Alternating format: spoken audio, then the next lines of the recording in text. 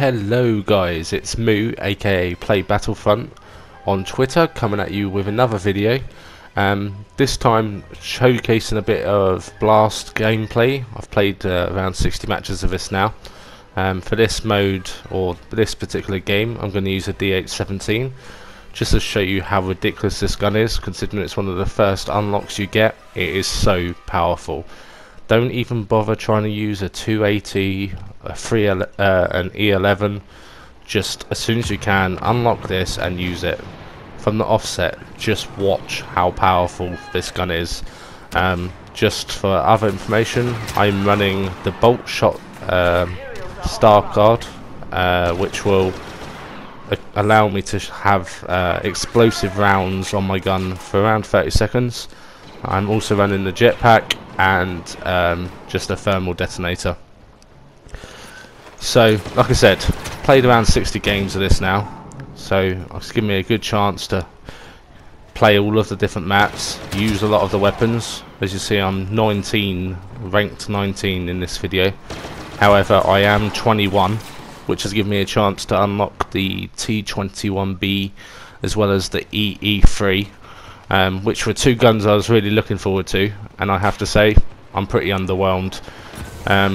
This gun here, the D817, is so powerful. It's just like when you get the guns at the higher unlocks, so the T21B unlocks at rank 21, you're just going to be like, I played my ass off for this gun.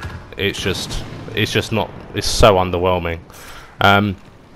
So yeah, let's talk a little bit about the game and my general impressions. So far, as I said, on this being the PS4, there's only been a few people playing it, so all of my games have been Blast. However, I've had the game on EA Access as well, which gave me a chance to play a lot of the other game modes. So the game's come under quite a bit of fire for the fact that it has fairly limited quantity of maps on release. A lot of people are like, okay, the season pass is going to have all of the maps in, so you know, are EA making half a game, or should I say are DICE making half a game, and are EA effectively making money off of it and saying, let's strip some of the content out?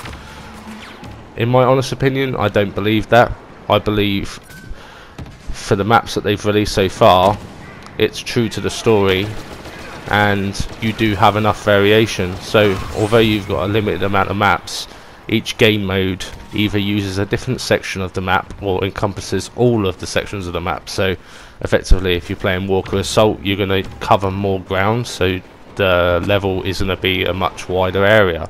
Whereas in Blast and some of the other game modes, you get various different sections of the map which you won't get in some game modes, or you'll get in others. So there is just enough to keep it fresh and to keep you playing.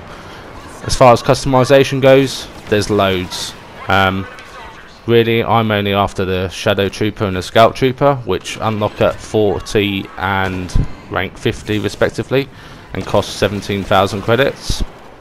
And for the Rebels, I'm only after effectively the hero outfits for that. I'll unlock all of them, but they're the only ones that are really of interest. So you've got 2 for Imperial to unlock at that level, and then I think you've got 4 for the Rebels. So yeah, they'll be the only real unlocks that I go for. But as far as customization goes, the game has a lot of stuff you can customize your character. That's not including all of the emotes you can get as well. I particularly like the boxing one, which you get at rank 50 as well. So yeah, on that front, I think there's enough content to start off with.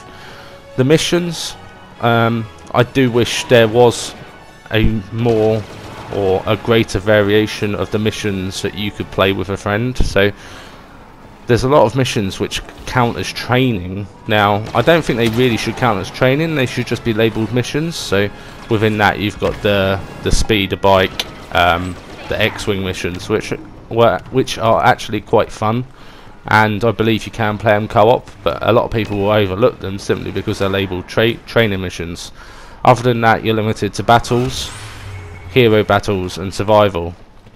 So there's enough to keep you going, but it could do with padding out a little bit more. I would have liked to have seen a bit more on that front, but this game is mainly going to be about the multiplayer, and it is so rewarding, so much fun, especially if you are a Star Wars fan.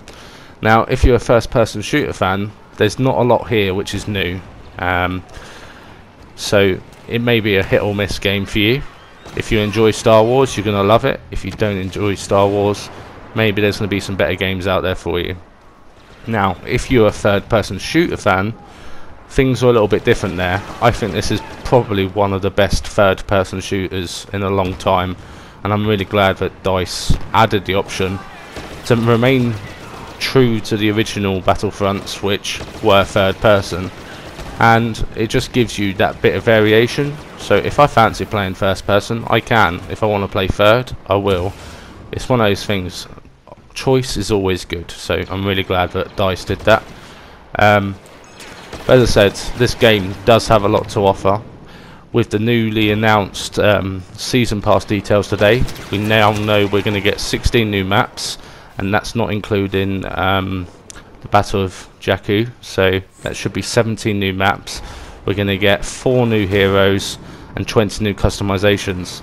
Now, whether the new heroes will be Yoda and some of the legacy heroes, I'm not entirely sure, but I do believe it's actually going to be a case of they will be new generation from Force Awakens, but we'll have to see.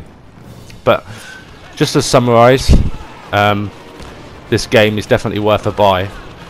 I'd probably give it 8.5 out of 10, and that's just being a little bit critical because of the amount of missions available. Anyway, you've been watching Moo, aka Play Battlefront, destroy the enemy with the D817, and there'll be some more coming soon. Don't forget to rate, comment and subscribe.